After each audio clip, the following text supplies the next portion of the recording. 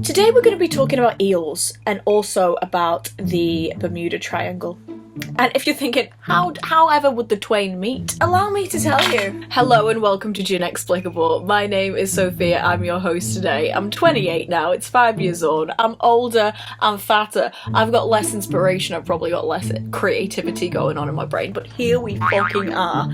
Sometimes you just gotta do the damn thing. The gin that we are drinking today is Park Lane. It's an RTD. It's a little bit, I'm appreciative for everything, but it's bottom of the barrel, but cheers. Let's get into it. The term the Bermuda Triangle was only actually coined in 1964 by a dude called Vincent Gaddis, who I guess was a writer, and he was writing a cover story for a magazine. The Bermuda Triangle is actually a huge area of water.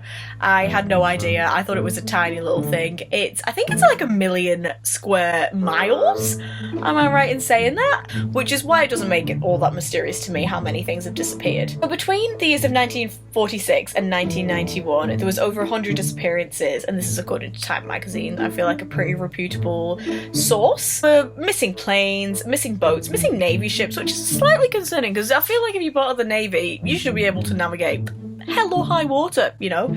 But we're all very fascinated by missing things, and I would like to know why. It's our human instinct. It's like self-preservation maybe, or it's fuck knows, I don't even fucking know really. One of the most probably famous disappearances, which I still haven't heard of, in the Bermuda Triangle was something called Flight 19, and it was 1945 where 5 military torpedo bomber planes departed Fort Lauderdale for a training exercise. They were in planes designed to withstand, battle. These were pretty fucking gnarly planes. Went over the Bermuda Triangle, the compasses were malfunctioning, the transmission that was picked up was basically the jets saying we're completely lost, we can't make out anything, even the ocean looks unfamiliar, and they were pretty distressed. And then another boat actually came and tried to rescue them, and they got lost / they just vanished into thin air. The Navy said that they couldn't even guess what happened to them. So to sum it up, yes, shit does vanish there, but it's a huge, massive, big area. Sometimes planes disappear, sometimes boats disappear. And it all sort of makes sense because the depth of the ocean in the Bermuda Triangle is very fucking deep.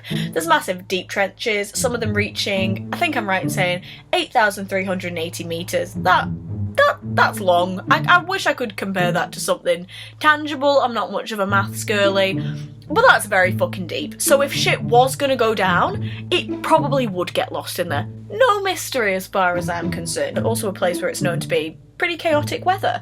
Water spouts, shit like that, unfavourable sailing conditions. The amount of traffic that was probably passing through there, the amount of ships on the ocean on the daily, the amount of planes in the sky on the daily that are going over there and aren't vanishing, it's pretty much nothing. Like, yeah, we're in a time where we can document everything.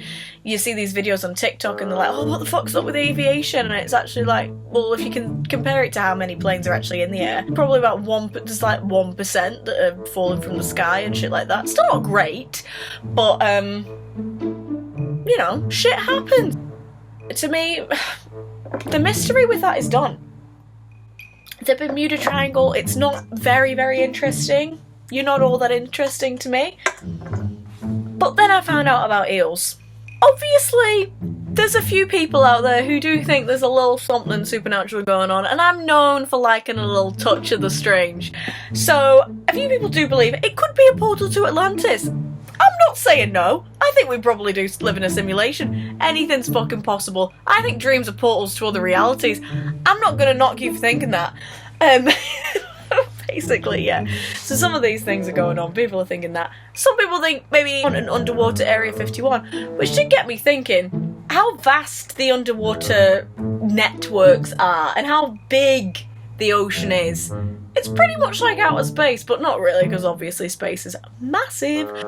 We can't ever for certain say there's not different types of life, because nobody can fully go under all of the ocean. Is that right? So my theory with the Bermuda Triangle is that why it was so popular, such a popular theory, is because it has a catchy name. So I really credit, I really credit Vincent Gaddis for coming up with the term the Bermuda Triangle. While I'm not 100% sold on the theory of an underwater 51 and necessarily a black hole, there is a little something that fascinates me. If you were to say to me last week, this time next week, Sophia, you'll be researching the life cycle of an eel for fun, I would have punched you in the face. Well, I'm pretty non-violent, so I might not have punched you in the face, but I would have definitely told you to fuck off, because I'm not a science girly. I don't care about animals. I don't care about eels. However, this is where we are today. Let me touch about eels. So, the bottom line is, for ages and years, these eels have baffled scientists. Like, how are you doing what you're doing? Because they don't have genitals, they don't have genitalia. It's like, how are you reproducing? Not only that, they're just like, what's going on with you? Where do you come from? Where do you go? What are you doing, Eli Joe? No one knew what was going on with these eels. Aristotle, you know, famous Greek philosopher, you're aware of Aristotle, he didn't know where they came from. He reckoned they came into being spontaneously, and then he said they came from the mud and the rainwater. Like, he had no idea. Scientists are looking into them. They're just mysteries. They're a mystery machine. Freud's freaking out with them too, because he can't find the male one's dicks, and he's like, something must be awry here. And that man, honestly, well, just when you think Freud's done enough, he's concerned about eels' genitalia. Anyway, the crazy thing about eels, right, that's getting to me, is that they go through 5 different life cycles. To keep this very basic, the eels are born in the Sargasso Sea, which, as you can see by the map, the Bermuda Triangle is slap bang in the middle of the Sargasso Sea. So these dudes are born there, the parents die / piss off / the scientists don't really know, and the eels begin to drift towards either Europe, North America, I think that's it. As they reach the coastline, they turn into little glass eels, and then they switch from the seawater to the freshwater and start swimming in rivers and shit. These dudes live for a really, really long time. I'm pretty sure it's only when they're 25 to 30, they're fully grown, and then they make the journey back to the Bermuda Triangle. They don't have sex organs, and these little prying bastard scientists tried to find the sex organs for the longest time. And guess what? They didn't fucking find them, mate. So these dudes are the original, like, 40-year-old virgins. Which there ain't nothing wrong with. These dudes are selective. They're like, I am not gonna have a shag until I go back to Bermuda and do it on my terms. The journey takes them 6 to 18 months. During this time, they're not even eating. They reabsorb the internal organs. Why are you doing that? It's fucking GINEXPLICABLE. I'm not judging. Anything to get your rocks off. But what's going on? Reabsorb their internal organs, and then they make the massive trek back to the Sargasso Sea to the Bermuda Triangle. When they get there, they will fuck once and then die. Once! But what is happening? Because humans are different than eels. Humans are different from eels. Animals have an innate sense to procreate, I feel like. More so than humans. So if you're just going once to procreate and then you're done,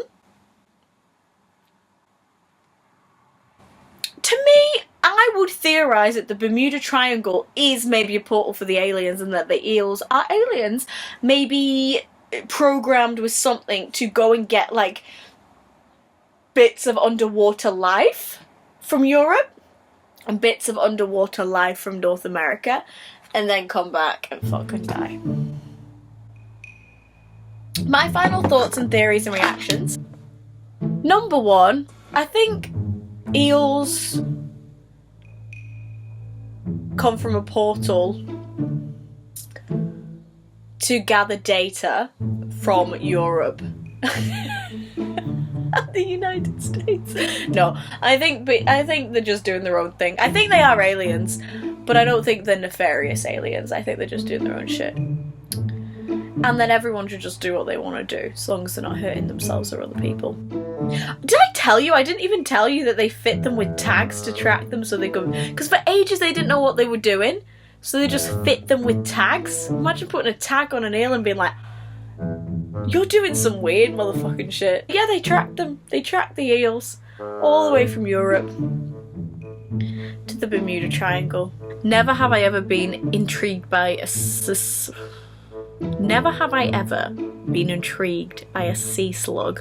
So let me know your thoughts, theories, feelings, reactions. Let me know what else I should do, because I don't have no ideas. I've just been talking about eels for the past hour.